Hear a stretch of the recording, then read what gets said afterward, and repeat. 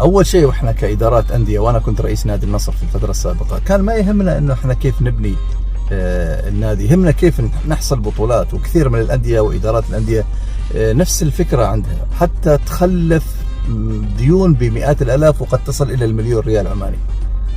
وبعدين الان يعني حتى ما محصلين شيء ان احنا نقف على قاعده صلبه. وصاحب السمو السيد شهاب بن طارق قال في تصريح من تصريحاته: لما تكتمل البنية الأساسية الاستثمارية لنادي السيب في عام 2020 وقتها سيكون وقت بما معناه لملمة الجوائز، لملمة الكؤوس، وحصد الألقاب.